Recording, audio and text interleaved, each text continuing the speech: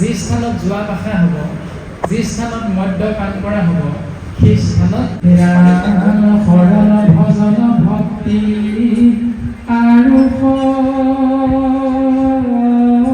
সদাচাৰ যাক জানি নৰ নাৰী তৰুক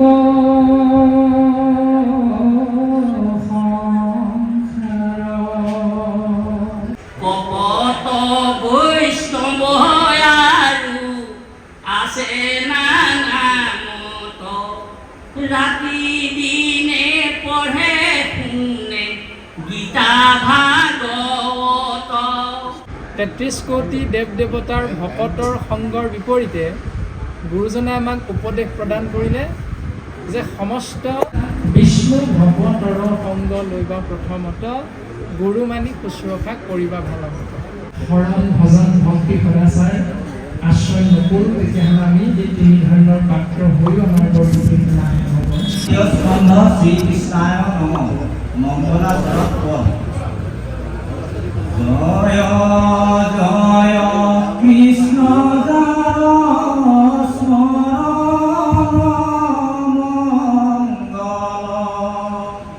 ডাক যোগাদিৰো হৰি নাম মহাফল।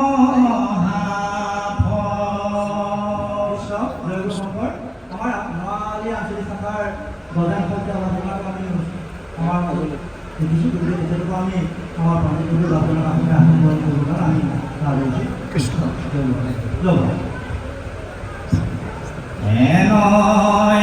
পৰমানন্দ মাধৱ কণিত উমৰিও নৰদিৰণ তৰে কজিত কৃষ্ণ কথায় অমৃত সাৱধানে কৰিও দপন যাৱে প্ৰাণ থাকে মানে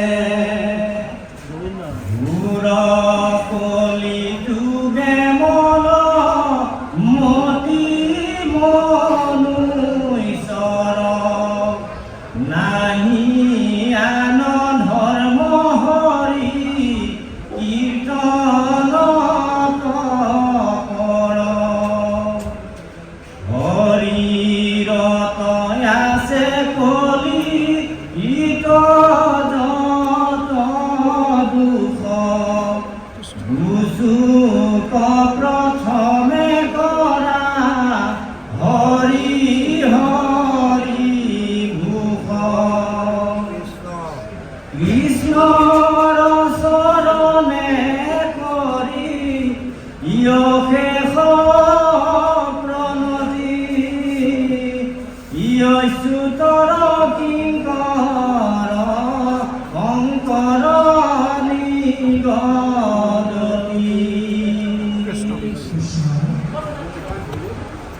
জগৎ শংকৰ জাতি নাহিকে উপান গোহাৰি চৰণতো শত কোটিবাৰে সকলো প্ৰদান গোহাৰি চৰণতো শত কোটিবাৰে কৰোঁ প্ৰদান। জয় জয়তে কৃপালু শ্ৰীমন্ত শংকৰদেৱ পৰম গুৰুজনাৰ বিধানে ভয় পদ কমল সমস্ত জীৱৰ মংগলৰ অৰ্থে আজিৰ পবিত্ৰ ক্ষণত আমি ভক্তিৰ সেৱা ভাগি গুৰু চৰণতে অৰ্পণা কৰা হৈছে। কৃষ্ণ হৰি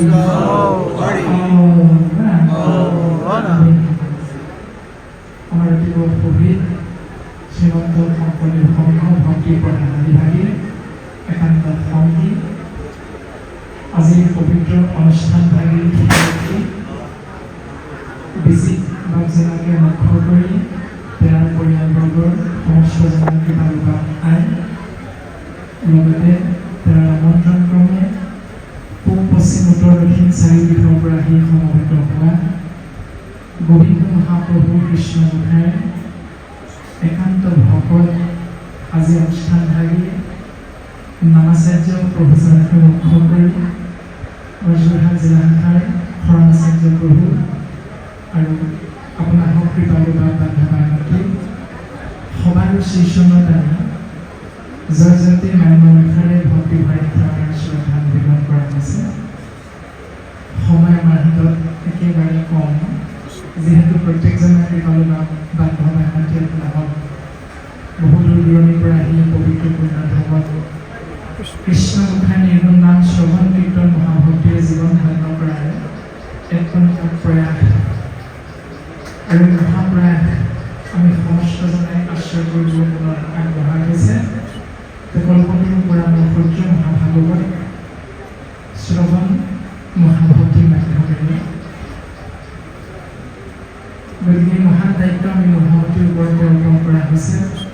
আলোচক হিচাপে এক দায়িত্ব আমি সেৱাৰো মাত্ৰ নহয়, তৎসত্বেও আপোনাৰ মহামহন্তৰ আশীৰ্বাদ আমি শিৰোগত কৰি নিৰ্দিষ্ট কৰি দিয়া সাংবাদিক আদিষ্ট হোৱা হৈছে দায়িত্ব পালনৰ বাবে। গতিকে দায়িত্ব পালনত যি অপৰাধ হৈ যাব সমস্ত অপৰাধ ভঞ্জন কৰি দুখানি অভূষণ দায়িত্ব নিজান ঠাই দি আমাক আপোনালোকে কৃপা পৰিধান কৰিব।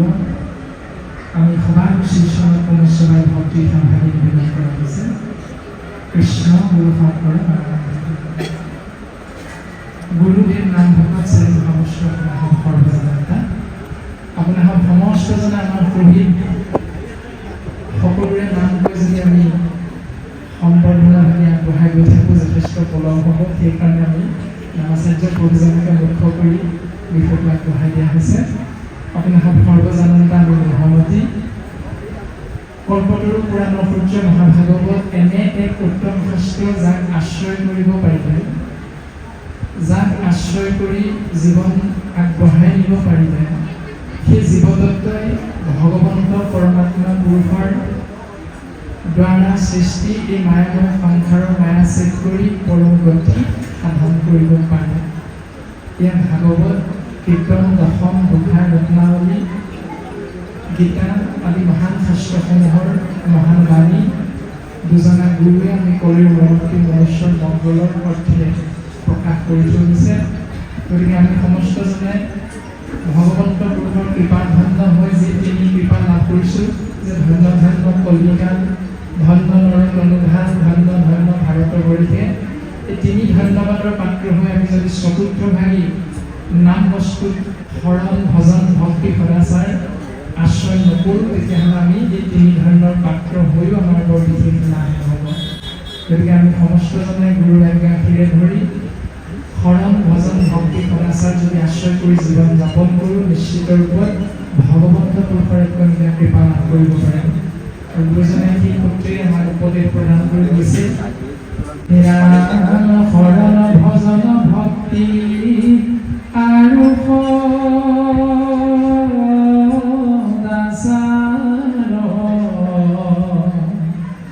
যাক জানি নৰ নাৰী তৰুক সংসাৰ। কোনো ভাগ কৰা নাই জীৱন নৰ নাৰী সমস্ত যদি আমি শৰণ ভজন ভক্তি সদাচাৰ আশ্ৰয় কৰোঁ নিশ্চিত ৰূপত প্ৰত্যেকটি জীৱাত্মাৰ পৰম গতি সাধন হয়।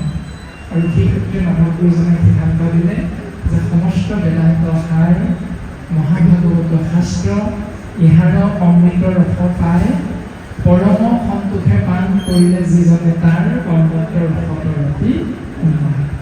এতিয়া আমাৰ নামাচাৰ্য প্ৰভুজনে আজি উপদেশত কৈ গৈছে সেই ৰস যদি আমি ৩৩ কোটি দেৱ দেৱতাৰ সেৱা পূজাৰ মাধ্যমেৰে আশ্ৰয় কৰিব বিচাৰোঁ তেতিয়াহ'লে সেই জীৱৰ কেতিয়াও মংগল সাধন নহয়। মংগলে অমংগল হৈ যাব, কিন্তু অমংগলে সুমংগল হৈ যাব কেৱল গোবিন্দ মহাপ্ৰভু কৃষ্ণ গোসাঁই নিৰ্গুণ নাম আশ্ৰয় কৰাৰ মাধ্যমেৰে অমংগল মংগল হ'ব। কিন্তু মংগলো অমংগল হ'ব যদিহে আমি নাম বস্তু আশ্ৰয় নকৰি জীৱন আগবঢ়াবলৈ চেষ্টা কৰোঁ। গতিকে দুজনা গুৰুৰ কৃপা আমি সমস্ত কলিৰ মনমতী মনুষ্যৰ ওপৰত ভাগৱতৰ পদবন্ধে আমাক সিদ্ধান্ত দিছে। বিশেষ দীঘলীয়া কৰিব বিচৰা নাই। ভাগৱতৰ দ্বিতীয় স্কন্ধৰ পদত কোনে কোনে আমাক যি উপদেশ প্ৰদান কৰিছে মংগলাচৰণে, মংগল যোগ আচৰণ যদি আমি মংগল বিচাৰোঁ 24টা তত্ত্বৰে গঠিত শৰীৰটোৰ 11টা ইন্দ্ৰিয়ৰ লগত শাস্ত্ৰসন্মতে দিয়া উপদেশ আমি যেতিয়াই যোগ কৰি জীৱনটো আগবঢ়াব পাৰিম তেতিয়াই জীৱন পৰম মংগল সাধন হ'ব। আৰু সেই যোগ বিয়োগ অংকটো কৰিবৰ বাবে গুৰুজনে পদে আমাক উপদেশ দিলে যে জয় জয় কৃষ্ণ যাৰ স্মৰণ মংগল জাগ যোগাদিৰ হৰি নাম মহাফল। প্ৰথম জয় জয়কাৰ ঘোষণা কৰিছে সৃষ্টি স্থিতি প্ৰলয়ৰ গৰাকী স্বয়ং কৃষ্ণশ্ৰী ভগৱন্তৰ, যিজনাৰ নাম স্মৰণ কৰা মাত্ৰকে জীৱৰ পৰম মংগল সাধন হয়। আৰু যিজনাৰ নাম স্মৰণ কৰা মাত্ৰকে যাগ যজ্ঞ পূজা পাতল আদিকে কৰি যি কৰ্ম মাৰ্গ আৰু জ্ঞান মাৰ্গ, এই দুয়োটা মাৰ্গ আশ্ৰয় নকৰাকৈ সহজতে জীৱৰ সমস্ত মংগলৰ পাত্ৰ হৈ যাব পাৰে। যাক যোগাদিৰ হৰিনাম মহাফল, যে হৰিনামৰ দ্বাৰা জীৱৰ সমস্ত মংগল সাধন হয়। হেনয় পৰমানন্দ মাধৱক নিত সুমৰি নৰ নিৰন্তৰে বচিত। দ্বিতীয়টো উপদেশ দিলে যে সেইজন পৰম পুৰুষ প্ৰভু ভগৱন্ত, যিজনা পৰমানন্দ, সহজানন্দ, স্বৰূপানন্দ, নিত্যানন্দ, হৃদয়ানন্দ আদিকে ধৰি যি 9 আনন্দৰ গৰাকী, সেই 9 আনন্দৰ গৰাকী কৃষ্ণশ্ৰী ভগৱন্তৰ নাম অনন্তকোটি। আৰু সেই অনন্তকোটি নামৰ এক নাম হ'ল মাধৱ। মা মানে লক্ষ্মী, ভগৱান মানে স্বামী। লক্ষ্মীৰ প্ৰতি ঈশ্বৰ কৃষ্ণদেৱৰ মাধৱ নাম যদি আমি আশ্ৰয় কৰোঁ নিতে তেতিয়াহ'লে সেই নৰ নিৰন্তৰে তোমাৰ মোৰ মংগল সাধন হৈ থাকিব। কিন্তু গুৰুজনাই যদিও এই বুলি কৈছে যে মাধৱক নিত, তাৰ অৰ্থ এইটো কোৱা নাই যে কেৱল মাধৱ নামটোহে তোমালোকে আশ্ৰয় কৰিব, এই বুলি নাইকোৱা যে অনন্তকোটি নামৰ যি নামকে তোমালোকে সহজ হিচাপে আশ্ৰয় কৰিবলৈ সৌভাগ্যৱন্ত হোৱা, সেই নামকে আশ্ৰয় কৰি এই সংসাৰৰ পৰা আমি জীৱন তৰি যোৱাৰ সুগম পথ ভকতি মাৰ্গটো গুৰুজনে আমাক দি থৈ গৈছে। কোনোবাই হয়তো কৃষ্ণ বুলি কৈ ভাল পাওঁ, কোনোবাই মাধৱ বুলি কৈ ভাল পাওঁ, কোনোবাই হৰি বুলি আশ্ৰয় কৰি ভাল পাওঁ, কোনোবাই যাদৱ, যদুনন্দন, গোপাল, গোবিন্দ আদি বিভিন্ন নাম, সেই নামৰ যি নামকে আমি আশ্ৰয় কৰোঁ সেই নামৰ দ্বাৰাই জীৱৰ মংগল সাধন কৰোঁ। কৃষ্ণ কথা অমৃতক পিও সাৱধানে কৰিও যতন যাৱে প্ৰাণ থাকি মানে। পুনৰ আমাক এটা সিদ্ধান্ত দিছে, যিধৰণে আমাৰ পদপথৰ কাষত ইলেক্ট্ৰিক পোষ্টৰ সৰু এখন বেনাৰত লিখা থাকে, ফলত লিখা থাকে খটৰা বুলি, হিন্দীত, অসমীয়াত বিপদ বুলি লিখা থাকে। সেই বিপদ বা খটৰা বুলি লিখি থোৱা শব্দটো আমি চকুৰে দেখি, মুখ পদ্মহন্তে পঢ়ি, কৰ্ণহন্তে শ্ৰৱণ কৰি তাক হৃদয়ংগম যেতিয়া কৰিম, তেতিয়া আমি কেতিয়াও সেই পোষ্টটোৰ কাষলৈ, সেই খুঁটাটোৰ কাষলৈ আমি আগবাঢ়ি নাযাওঁ। যাম, কিন্তু গ'লেও আমি সাৱধানতা অৱলম্বন কৰিম। তদনুৰূপ গুৰুজনাই কৈছে যে কৃষ্ণ নাম অমৃত তুমি যেতিয়াই পান কৰিবলৈ ইচ্ছা কৰিবা, তেতিয়াই তুমি সাৱধান হ'বা। অৰ্থাৎ বিষ্ণু ভগৱতৰ সংগ লৈবা প্ৰথমত, গুৰু মানি শুশ্ৰূষা কৰিবা ভাল হ'ব। 33 কোটি দেৱ দেৱতাৰ ভকতৰ সংগৰ বিপৰীতে গুৰুজনে আমাক উপদেশ প্ৰদান কৰিলে যে সমস্ত দেৱৰো দেৱ, উপাস্য তত্ত্ব, ভজনীয় তত্ত্ব হ'ল কেৱল কৃষ্ণস্তু ভগৱান। আৰু সেইজনাৰ একান্ত ভকতৰ সংগ আশ্ৰয় কৰিহে আমি এই সংসাৰৰ পৰা মুকুতি লাভ কৰিব পাৰিম। উপদেশ দিলে তেনেধৰণে যে বিষ্ণু ভকতৰ সংগ লৈবা প্ৰথমতে। আমাক 33 কোটি দেৱ দেৱতাৰ ভকতৰ সংগ আশ্ৰয় কৰাৰ পৰা গুৰুজনাই বিৰত থাকিবলৈ বাৰে বাৰে উপদেশ দিছে। আৰু আমাৰ নামাচাৰ্য প্ৰভুজনে খুব সুন্দৰভাৱে উপদেশটো দিছিল আজি, যে অন্য দেৱী দেৱ নকৰিবা সেও, গৃহো নপশিবা তাৰ, মূৰ্তিকো নাচাইবা, প্ৰসাদো নাখাইবা, ভক্তি শৈৱ ব্যভিচাৰ। গতিকে ব্যভিচাৰ ভক্তিত কৃষ্ণস্তু ভগৱন্তৰ কৃপা লাভ কৰিব পৰা নাযায়। কেৱল অব্যভিচাৰ ভক্তিৰ দ্বাৰাহে আমি জীৱতত্ত্বত ভগৱন্তৰ এক কণিকা কৃপা লাভ কৰিব পাৰিম। এনেধৰণে সিদ্ধান্ত দি আমাক উপদেশ এটি দিলে যে সেই জীৱ তোমালোকে শৰীৰত প্ৰৱেশ কৰি দুখন মুখ, এখন হ'ল আমি যিখন মুখেৰে শৰীৰটোৰ শক্তি আহৰণৰ বাবে আহাৰ গ্ৰহণ কৰোঁ, আৰু অন্যখন মুখ হ'ল আমাৰ কৰ্ণ। গতিকে দুভাগ ইন্দ্ৰিয়ৰ দ্বাৰা কৰ্ণহন্তে শ্ৰৱণ কৃষ্ণ নাম আৰু পদ্ম মুখখন্তে কৃষ্ণ নামটো কীৰ্তন কৰা। এই দুভাগ ইন্দ্ৰিয়ক ব্যৱহাৰ কৰি আমি শৰীৰটোত 10টা প্ৰাণৰ ভিতৰত সেই সমস্ত প্ৰাণতত্বৰ একেবাৰে শেষত যি বায়ু ওলাই যায়, প্ৰাণবায়ু বুলি কোৱা হৈছে ধনঞ্জয়, দেৱদত্ত, কৃক, এনেধৰণে 10টা প্ৰাণবায়ু আছে। তাৰ ভিতৰত এই ধনঞ্জয় বায়ু যেতিয়া আমাৰ শেষ মুহূৰ্তলৈকে শৰীৰটোত প্ৰকাশমান হৈ থাকে, সেই মুহূৰ্তলৈকে সেই জীৱতত্ব তোমালোকে কৃষ্ণ নামটো আশ্ৰয় কৰিবলৈ চেষ্টা কৰি থাকিব। এতিয়া আমাৰ স্বাভাৱিকতে হয় বোলে কিমান চনত শৰণ ল'লোঁ, বোলে ইমান চনত শৰণ ল'লোঁ, আৰু তুমি এতিয়াহে লৈছা বোলে 2025 চনত, গতিকে তোমাতকৈ মই 20 বছৰ ডাঙৰ, অৰ্থাৎ মই 2005 চনতে শৰণ ল'লোঁ, মই 2007 চনতে ভজন ল'লোঁ। এই শৰণ ভজন ভক্তি সদাচাৰ আমি কিমান চনত ল'লোঁ এইটো ডাঙৰ কথা নহয়। গুৰুজনাই কৈছে কৰিও যতন যাৱে প্ৰাণ থাকে মানে, যেতিয়ালৈকে আমাৰ শৰীৰটোত প্ৰাণতত্ত্ব থাকিব তেতিয়ালৈকে শৰণ ভজন ভক্তি সদাচাৰ এই নীতি আদৰ্শ শাস্ত্ৰসন্মতে আমি সাৱধানতা অৱলম্বন কৰি যদি পালন কৰিবলৈ চেষ্টা কৰোঁ, নিশ্চিত ৰূপত জীৱৰ পৰম মংগল সাধন কৰোঁ। এনেধৰণে সিদ্ধান্ত দিছে। তাৰ পাছতে পুনৰ সাৱধান বাণী অৱগত কৰিছে যে ঘোৰ কলি যুগে মলমতি মনুষ্যৰ নাহি আন ধৰ্ম হৰি কীৰ্তনত কৰে। যে ঘোৰ কলিকাল, কলিৰ কৰাল গ্ৰাসৰ পৰা পৰিত্ৰাণ পাবৰ বাবে আমি মলমতি মনুষ্যবিলাকে সাৱধানতা অৱলম্বন কৰাৰ মূল দৰ্শনটো হ'ল যে প্ৰবৃত্তি মাৰ্গ আৰু নিবৃত্তি মাৰ্গ, প্ৰবৃত্তিঞ্চ বা নিবৃত্তিঞ্চ, ইয়াত দুটা ব্যৱস্থাৰ মাধ্যমেৰে গুৰুজনাই তিনিটি সুন্দৰ পথৰ দৰ্শন দিছে, কৰ্ম মাৰ্গ, জ্ঞান মাৰ্গ আৰু ভক্তি মাৰ্গ। যদি আমি ভাল কৰ্ম কৰোঁ তেতিয়াহ'লে তাত আমাৰ পুণ্য যোগ হয়, যদি আমি বেয়া কৰ্ম কৰোঁ তেতিয়াহ'লে তাত আমাৰ পাপ যোগ হয়। ভাল কৰ্মৰ দ্বাৰা লাভ কৰা পুণ্যৰ বলত আমি স্বৰ্গ পৰ্যন্ত স্থান লাভ কৰিব পাৰোঁ। কিন্তু যেতিয়াই পুণ্য ক্ষয় হ'লে দুনাই নৰকত মজৈ, নাৰদে ব্যাসক উপদেশ দিছে প্ৰথম স্কন্ধত যে সেই ব্যাস, তুমি যি কৰ্ম কৰিবৰ বাবে ধৰ্ম বুলি জীৱৰ মাজত চিনাকি কৰি দিলা, তাৰ দ্বাৰা সমস্ত জগত নাশ হৈ গ'ল, তুমিহে কৰিলা জগতকে সৰ্বনাশ। ব্যাসে কি লিখি থৈ গৈছে আপোনালোক সৰ্বজনতা যে 4:14 ভাগী পুৰাণত ব্যাসে প্ৰণয়ন কৰি এটাই উপদেশ দি থৈ গৈছিল, সেইটো হ'ল আন ধৰ্ম, অৰ্থাৎ 33 কোটি দেৱ দেৱতাৰ চৰণ সেৱা কৰা, ইয়াতে জীৱৰ পৰম মংগল নিহিত হৈ আছে। নকৈলা প্ৰখ্যাত কৰি কৃষ্ণ কীৰ্তন। ব্যাস, তুমি পোনপটীয়াভাৱে কৃষ্ণ নামত জীৱৰ মংগল এই কথাটো নকলা, কলা প্ৰকৃতি কহিলা তুমি আনহে ধৰ্ম, তুমি পোনপটীয়াভাৱে আন দেৱ ধৰ্মবিলাক আশ্ৰয় কৰিলেহে জীৱৰ মংগল হ'ব, এই কথাটো প্ৰকাশ কৰিলা।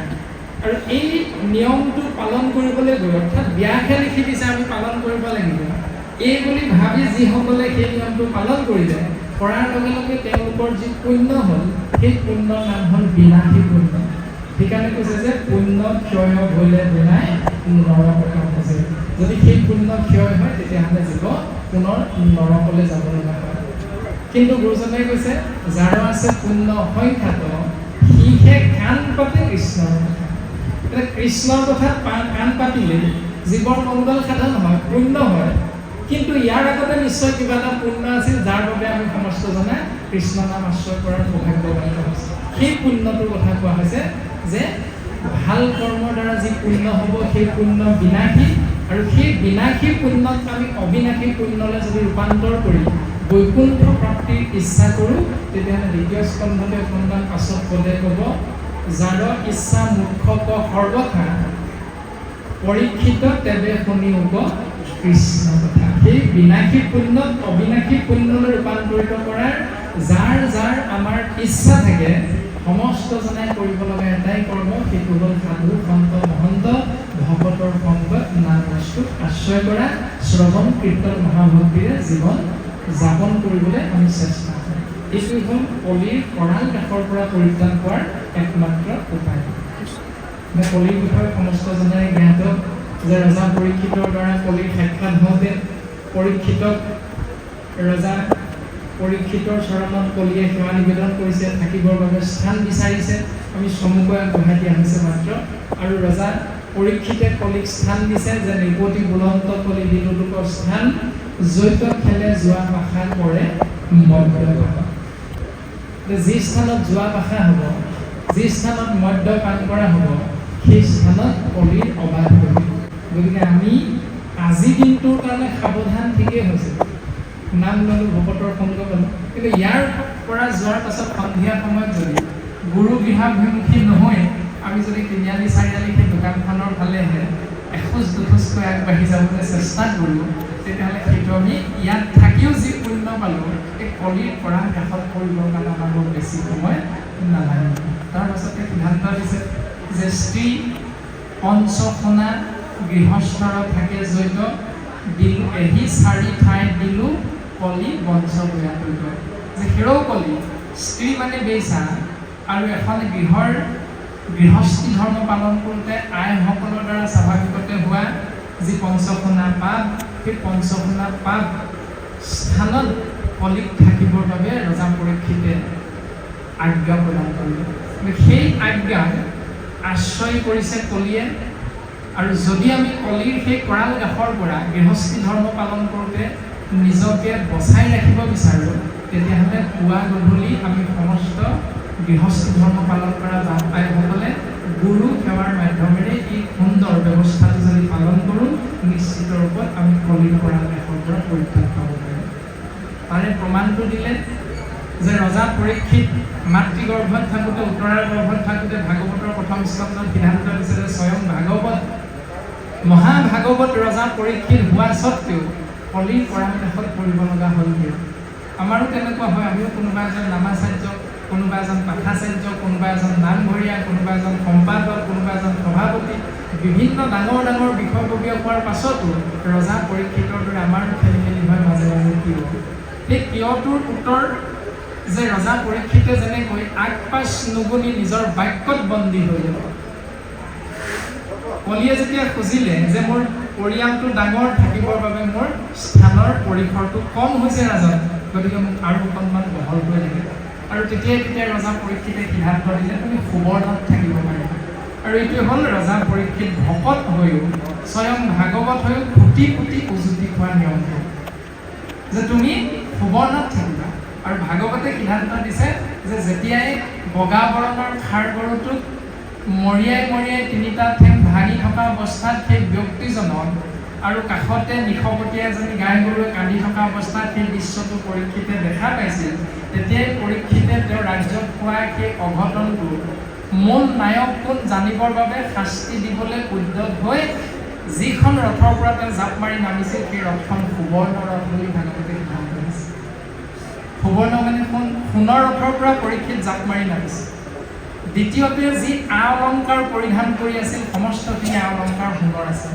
আৰু হীৰত যি মুকুট বা কিৰীটি পৰিধান কৰিছিল, সেই কিৰীটি বা মুকুট ভাগো আছিল সোণৰ। আৰু পৰীক্ষিতে আগপাছ নুগুনি যেতিয়া কলিক স্থান দিছিল সুবৰ্ণত থাকিবলৈ, তেতিয়াই কলিয়ে গৰাকীৰ আজ্ঞা পাই সুবৰ্ণ ৰথ মানে পৰীক্ষিতৰ ৰথখনত আৰোহণ কৰিছিল। তাৰপাছত আ অলংকাৰ যিহেতু সোণৰ, সেইকাৰণে পৰীক্ষিতৰ শৰীৰত প্ৰৱেশ কৰিছে। তাৰপাছত সুবৰ্ণ কিৰীটি হোৱাৰ বাবে পৰীক্ষিতৰ একেবাৰে শিৰত কলি বহি আছে। গতিকে আমি যেতিয়া ভকত হ'ম, শৰণ ভজন ভক্তি সদাচাৰ চাৰিটা আশ্ৰয় কৰি, তেতিয়া আমাৰ বাক্যৰ তিনিটা ধৰ্ম শাস্ত্ৰই সিদ্ধান্ত দিছে যে সত্য, প্ৰিয় আৰু হিত, এই তিনিটা ধৰ্ম বাক্যৰ দ্বাৰা আমি ৰক্ষা কৰিবৰ বাবে প্ৰত্যেক মুহূৰ্ততে যদি চেষ্টা কৰিব পাৰোঁ, তেতিয়াহ'লে পৰীক্ষিতৰ দৰে আমি কোটি কোটি উজুতি খাব লগা নহয়। এই জ্ঞানটো আমাক ভাগৱতে সিদ্ধান্ত দিছে। তাৰপাছতে প্ৰকাশ কৰিছে যে শৰীৰত আছে কলি কৃতযুক্ত দুখ, দুচুক প্ৰথমে কৰা হৰি হৰি ঘোষ। ঘোষ মানে ঘোষণা কৰা বা উচ্চাৰণ কৰা, যে শৰীৰৰ কলিকিত অপৰাধবিলাকৰ পৰা পৰিত্ৰাণ পাবৰ বাবে আমি কেৱল কৃষ্ণ বিষ্ণু হৰি নাম, জগত প্ৰসিদ্ধ নাম বস্তুক আশ্ৰয় কৰিব পাৰিলেহে আমাৰ জীৱন ধন্য হ'ব। একাদশ স্কন্ধত ভগৱন্ত পুৰুষ উদ্ভৱ কৈছে, লাজ এৰি গুণ গায়া নাচয়া মন্দতে, জগত পবিত্ৰ কৰে সেহিকে ভকতে। যিজনে লাজ এৰি, যিজনে সন্মান নিবিচাৰি, সেইজনে গোবিন্দ মহাপ্ৰভু কৃষ্ণ গোসাঁই নিৰ্গুণ নাম আশ্ৰয় কৰাৰ প্ৰক্ৰিয়াটোৰ জৰিয়তে নিজৰ লগতে সমস্ত জগতৰ মংগল সাধন হয়। আশ্ৰয় পোৱা সেই উদাৰ চৰিত্ৰৰ ভকতৰ দৰ্শনটো নিহিত হৈ থাকে যে জড়িত থাকে মূল ভক্ত উদাৰ চৰিত্ৰ কীট পতংগকো কৰলে এখনে পবিত্ৰ। আমি সেই উদাৰ চৰিত্ৰৰ ভকতৰ শাৰীৰে নিজকে লৈ যাবৰ বাবে যোজনা দিয়া উপদেশক সাৰোগত কৰি এই সংসাৰখনত আমি বৰ্তি থাকিবলৈ চেষ্টা কৰিব লাগিব। আৰু সেই সূত্ৰে গুৰুজনে সিদ্ধান্ত দিলে কৃষ্ণৰ চৰণে কৰি অশেষ প্ৰণতি অচ্যুতৰ কিংকৰ শংকৰ নিগমতি। যিজনা গুৰু জনাৰ্দন ৰূপী গুৰু বস্তুক আজি আমি বাংময় মূৰ্তি গুণমালাখনত প্ৰতিষ্ঠা কৰা হ'ল। সেই গুৰু বস্তুৱে নিজকে ঈশ্বৰৰ সেৱক বুলি সিদ্ধান্ত দি থৈ দিছে যে তেওঁ আমাৰ গুৰু নহয়, তেওঁ হ'ল ঈশ্বৰৰ এজন দাস। অথচ আমি সমস্তজনে মাধৱ পুৰুষৰ সেই বাক্য শিৰোগত কৰিছোঁ যে দাসৰো দাসৰ তান দাস হৈলো আমি সেইজনাৰ দাসৰো দাস তান দাস হৈ আমি সেইজনা ঈশ্বৰৰ দাস বুলি নিজে উল্লেখ কৰা কৃপামু শ্ৰীমন্ত শংকৰদেৱক আমি পৰম গুৰু হিচাপে আসনত প্ৰতিষ্ঠা কৰি সেই গুৰু বস্তুৰ চিন্তা চৰ্চা উপদেশকে সাৰোগত কৰি জীৱন ধন্য কৰা প্ৰত্যেকজন পৰিধাৰী মনুষ্যই এক মুহূৰ্তৰ বাবে আমি এই সংসাৰত প্ৰয়াস কৰোঁ। আৰু সেই প্ৰয়াসৰ দ্বাৰাই জীৱৰ মংগল হ'ব যদিহে তাত বিশ্বাস, দৃঢ় বিশ্বাস, অন্ধবিশ্বাস এই তিনিওটাৰ বিপৰীতে যদি কেৱল সুদৃঢ় বিশ্বাস নিহিত হৈ থাকে। এনেধৰণে গুৰুজনে সিদ্ধান্ত দিলে। ভাগৱতৰ মংগলাচৰণ পদ আমাৰ বাপজনাই সুন্দৰভাৱে পাঠ আগবঢ়াই দিলে আৰু আমি সেইবিলাক জ্ঞানেৰে সমৰমতি লক্ষ্য ৰাখি আপোনালোকৰ আজ্ঞা শিৰোগত কৰি এনেধৰণে ভাগৱতী আগবঢ়াই দিলে। কৃষ্ণ ভাগৱত ধৰ্ম গঠন দ্বিতীয় স্কন্ধৰ কথা শুনি উৎসুকে নৃপতিৰ প্ৰশ্ন পাছে শুনি মুনি হুকে কৃষ্ণ পদ পংকজক হৃদয়ত ধৰি দিলন্ত সিদ্ধান্ত তাংক সাধুবাদ কৰি ভাগৱত ধৰ্ম শাস্ত্ৰ আমি জানিব লাগিব। তপ জপ যজ্ঞ দান ব্ৰত সদাচাৰ ধন দান গৃহ পুত্ৰ ভাৰ্যায়া পুনাৰ সমস্তকে শুদ্ধভাৱে অৰ্পিব কৃষ্ণক ইহাকে বুলয় মহা ধৰ্ম ভাগৱত। আমি ভাগৱত গাইছোঁ, ভাগৱতে যি মঙলবাণী দিছে সেই মঙলবাণীটো যদি আমি গ্ৰহণ কৰি বাপে কোৱালৈ আগবাঢ়ি নাযাওঁ তেতিয়া আমি 7খন ভাগৱত গালোঁ আমাৰ কামত নাহিব। 7খন ভাগৱত মুখত ৰাখিলেও কামত নাহিব। কাৰণ নিজে মই নিজে শুদ্ধ হৈছোঁ ৰামকৃষ্ণ বুলি, নিজে মই এতিয়া শুদ্ধ হৈছোঁ ৰামকৃষ্ণ বুলি কি মোৰ ল'ৰা ছোৱালীক শুদ্ধ কৰিব পৰা হয়, মোৰ আইগৰাকীক শুদ্ধ কৰিব পৰা হয়। কাৰণ আপুনি মই আজি চেনেলখন লৈ ধুনীয়াকৈ নামা চাৰ্য কৰিছোঁ, পাঠ গাইছোঁ, ভাগৱতৰ বিশ্লেষণ কৰিছোঁ।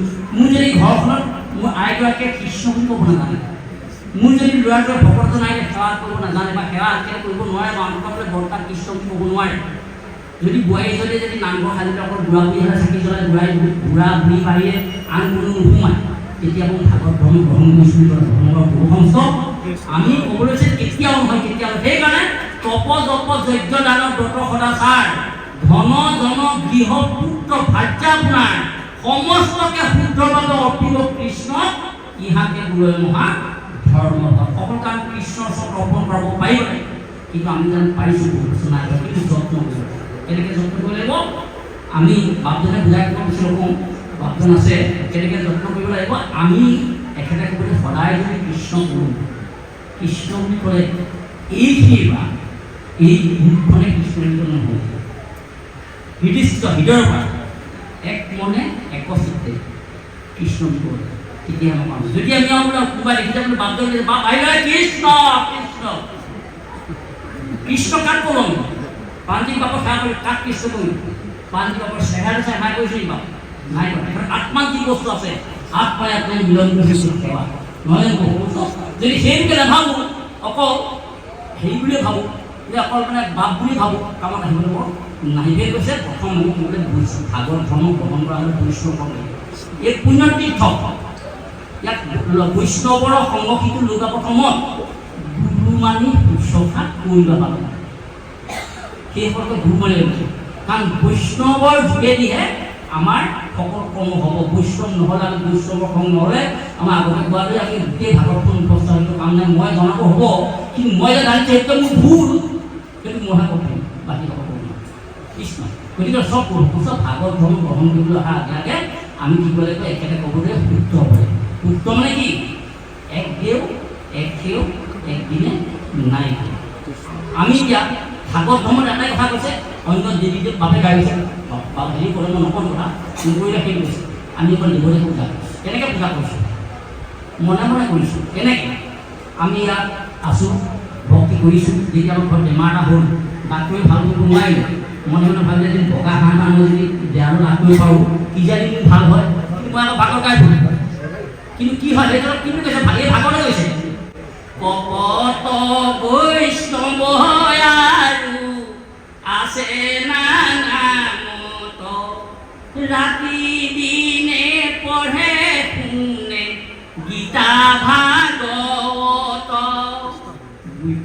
খৰি কৰে অন্য দেৱক পূজন নুহে সিটো বৈষ্ণৱলা নিবাসে সিজন আমাৰ সেই পালে পাই আছে প্ৰভু সমস্ত সেই পালে পাই থকা কাৰণে আমি একখন হৰিনাম ধৰ্ম গ্ৰহণ কৰিছোঁ বুলি মুখেৰে কৈছোঁ কিন্তু আমি অন্তৰৰ সৈতে কৰিব পৰা নাই সেই প্ৰভু সমস্ত মই এই আশা কৰোঁ আমি বাপজনক আমি পুনৰ আগবাঢ়িছোঁ তাক বাপজনে বিশ্লেষণ কৰোঁ কৃষ্ণ কৃষ্ণ আপুনি ক'বলৈ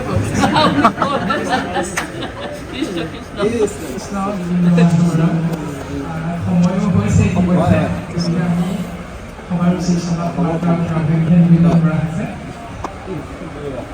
এটি স্বভাৱ ভাগৱতৰ প্ৰতি আমাক দাঙি ধৰিলে বাকী পঞ্চমনা কাম আদি সমস্ত কথা আপোনাৰ সৰ্বজনাত সৰু মাত্ৰ এটা কথা আগবঢ়াই দিয়া হৈছে যে গুৰু আৰু শিষ্যৰ সম্পৰ্কটো সাম্প্ৰতিক সময়খিনিত আমি ছ'চিয়েল মিডিয়াত যেনেধৰণে দেখা পাওঁ ভাগৱতৰ সম্পূৰ্ণ এখন বিপৰীত ছবি আপোনালোকে নিশ্চয়কৈ এই কথাটো জানে যে এছাৰিৰ আগত বিদ্যা কিন্তু সাম্প্ৰতিক সময়ত সেই ব্যৱস্থাটো কিন্তু নাই যদি আজি শিক্ষাগুৰুৱে এছাৰি ব্যৱহাৰ কৰি ছাত্ৰক যদি দুই একুব লগাই দিয়া যায় তেতিয়াহ'লে সেই দুই একুবৰ বাবে শিক্ষকজনে ছাত্ৰজনৰ পিতৃ মাতৃ তথা সম্পৰ্কীয় সেইসকলৰ পৰা স্বাভাৱিকতে বাটতেই হওক বা বিদ্যালয়তেই হওক ককৰ্থনাৰ পাত্ৰ হ'ব লগা হয় কিন্তু ভাগৱতে আমাক সিদ্ধান্ত দিলে যে দ্বিতীয় স্কন্ধৰ কথা শুনি উৎসুকে নিৰ্বতীৰ প্ৰশ্ন আছে শুনি মনি সুকে শুকদেৱে ৰজা পৰীক্ষিতৰ প্ৰশ্নটো শুনিলে প্ৰশ্ন কি কৰিছে আপোনালোকে জানে যে নিয়মান লোকে কি কৰিব লাগিব তাৰ উত্তৰ বিচাৰিছে ৰজা পৰীক্ষিতে যিটো আমি সমস্ত জীৱৰ মংগলৰ কথা তাত নিহিত হৈ আছে আৰু সেই প্ৰশ্নটো শুনি শুকদেৱে কি কৰিছে বোলে ৰাজা পৰীক্ষিত তুমি সামান্য প্ৰশ্নটোৰ উত্তৰো নাজানানে এনেধৰণে উত্তৰটো নাপায় গুৰুজনে পৰীক্ষিত ৰজাৰ প্ৰশ্নৰ উত্তৰটো দিবলৈ আগবঢ়া শুকদেৱৰ স্বভাৱৰ এটি সুন্দৰ দৰ্শন দিছে যে কৃষ্ণ পদ পংকজপ হৃদয়ত ধৰিব প্ৰভু ভগৱন্তৰ পদুম ফুলৰ দৰে চৰণ যুগল হৃদয়ৰ মাজত চিন্তা কৰিছে ধাৰণ কৰিছে প্ৰথম যিধৰণে আমাৰ সেউকী সমষ্টিয়ে যেতিয়া সেৱা আগবঢ়ায় তেতিয়া যিজন বাপে আশীৰ্বাদ ধ্বনি প্ৰকাশ কৰিবলৈ আগবাঢ়ে তেওঁ সুন্দৰভাৱে ঈশ্বৰক চিন্তা কৰিলে আৰু ঈশ্বৰক চিন্তা কৰি সেই ঈশ্বৰৰ আজ্ঞা অনুসৰি তেৰাৰ মুখ পদ্মহন্তে গোবিন্দ মহাপ্ৰভু কৃষ্ণ গোসাঁইৰ বাণী যি দুজনা গুৰুৱে কীৰ্তন দশম গোসাঁৰ ৰত্নাৱলীৰ মাজত নিহিত কৰিছে সেই বাণী সুন্দৰভাৱে পদ্ম মুখখনতে প্ৰকাশ কৰে দাস্য ভাৱনাযুক্ত হয় তদনুৰূপ শুকগুৰুৱেও নিজৰ মনৰ ভাৱনাটো প্ৰকাশ কৰিবলৈ আগবাঢ়ি ঈশ্বৰ পুৰুষৰ চৰণ যুগল হৃদয় ধাৰণ কৰিছে আৰু পৰীক্ষিতক ৰজা হিচাপে সম্বোধন নকৰি এটি সিদ্ধান্ত দিছে, দিলন্ত সিদ্ধান্ত তাংক সাধু বাদ যে তুমি কেৱল ৰজাই নহয়, কাৰোবাৰ দৃষ্টিত তুমি ৰজা হয় 61 সম্ৰাট সসাগৰা পৃথিৱীৰ কাৰোবাৰ দৃষ্টিত। কিন্তু আজি তুমি মোক যিটো প্ৰশ্ন কৰিলা, সেই প্ৰশ্নটো এজন সাধাৰণ ৰজাই কৰিব নোৱাৰে। সেই প্ৰশ্নটো যিজনে কৰিছে সেইজন প্ৰকৃততে এজন সাধু, সেইকাৰণে সাধুবাদ বুলি কোৱা হৈছে। সেই ৰাজন তুমি কেৱল ৰজাই নহয়, তুমি এজন প্ৰকৃততে সাধু। তাৰ পাছতহে ৰজা বুলি কৈছে। কাৰ ৰজা? ধন্য নৰপতি বুলি কৈছে। পতি মানে ৰজা, নৰ মানে মনুষ্য। তুমি মানুহৰ শাসনকৰ্তা, এজন শ্ৰেষ্ঠ ধন্য নৰপতি, মতি উত্তম তোমাৰ মতিটো অতি উত্তম। কিয়? তুমি ৰজা হোৱাৰ বাবে নহয়, তোমাৰ মতি এই কাৰণে উত্তম কাৰণ তুমি এজন প্ৰকৃততে সাধু পুৰুষ। আৰু সেইকাৰণে অচিলাহা যিটো কথা সংসাৰতে সাৰ, তুমি যিটো কথা সুধিবা এই কথাটো কেৱল তোমাৰ মংগলৰ বাবে সোধা নাই, তুমি সমস্ত জগতৰ মংগলৰ বাবে এই প্ৰশ্নটো তুমি প্ৰকাশ কৰিছা। আৰু এই যে প্ৰকাশ হৈছে ইয়াৰো মূল কাৰণ হ'ল ভগৱন্ত পুৰুষৰ ইচ্ছা থকাৰ বাবেহে তোমাৰ পদ্মমুখখনতে জগতৰ মংগল বিষয়ত এই চিন্তাটো প্ৰশ্নৰ ৰূপত প্ৰকাশ হৈছে। ইমান সুন্দৰ কথা। সেইকাৰণে আমি চিন্তা কৰিব লাগিব যে যেতিয়া আমাৰ সন্তানটোৱে মেট্ৰিক পৰীক্ষা দিবলৈ ওলাব, তাৰ দুদিনৰ আগত আমাৰ মাতৃ বা পিতৃজনে চিন্তা কৰে, সেই প্ৰভু মোৰ ল'ৰাটোৱে যাতে, মোৰ ছোৱালীজনীয়ে যাতে বা মোৰ সন্তানটোৱে যাতে পৰীক্ষাটিৰে উত্তীৰ্ণ হৈ গৌৰৱ কঢ়িয়াই নাক কাণটো বচাবা আৰু গভীৰভাৱে গুৰুগৃহত আমি সেৱা কৰোঁ। কিন্তু শাস্ত্ৰৰ মাধ্যমেৰে যদি আমি চিন্তা কৰোঁ তেতিয়াহ'লে আমি সেৱা কৰিব লাগিব যে এই বৰ্ষটোত যিমান পৰীক্ষাৰ্থীয়ে পৰীক্ষাত অংশগ্ৰহণ কৰিব, সেই প্ৰভু প্ৰত্যেকজন পৰীক্ষাৰ্থীকে যেন তুমি সুদৃষ্টিত পেলাবা। এইটোৱে হ'ব শ্ৰেষ্ঠতম পিতৃ, শ্ৰেষ্ঠতম মাতৃৰ উদাহৰণ ভাগৱতে আমাক প্ৰদান কৰিছে। গতিকে ভাগৱত ধৰ্ম বাপে কৈছে যে ভাগৱত ধৰ্ম মানে আমি ভাগৱত ভাগ মুখাৰলৈ পঢ়ি থাকিম, ভাগৱত ধৰ্ম মানে বৰতাল যোনটো আমি পুৱা গধূলি সেৱা কৰি থাকিম, সেইটো নহয়। ভাগৱত ধৰ্মত চেদজ, খণ্ডজ, উদ্ভিদজ, জৰায়ুজ এই চাৰিমুঠি জীৱৰ প্ৰত্যেকৰে মংগল নিহিত হৈ থকা ভাৱনাযুক্ত কৰ্ম চিন্তাকে ভাগৱত ধৰ্ম হিচাপে ভাগৱতামত দৰ্শন কৰিছে। আমি সভাৰ ষ্টেচনত সমৰ্পতি লক্ষ্য ৰাখি সেৱাভাগ নিবেদন কৰা হৈছে। ইমানতে তাতভাগী বিৰাম দিয়া কৃষ্ণ। এইখিনিলৈকে আমি মোটামুটি আপোনালোকক মহামন্ত্ৰ আজ্ঞাবদ্ধ কৰি দায়িত্ব পালন কৰিবলৈ আগবাঢ়োতে কায় বাক্য মহাভাৱে জীয়াই ৰাখিবলৈ সমস্ত পৰা বঞ্চন কৰি আমি তিনিওজনা মোটামুটি আপোনালোকৰ সৰ্বত্ৰমত একেলগে ঠাই কিবা উত্থাপন কৰিব পুনশ্চ সেৱাভাগী নিবেদন কৰা হৈছে। আৰু আচাৰ্য প্ৰভু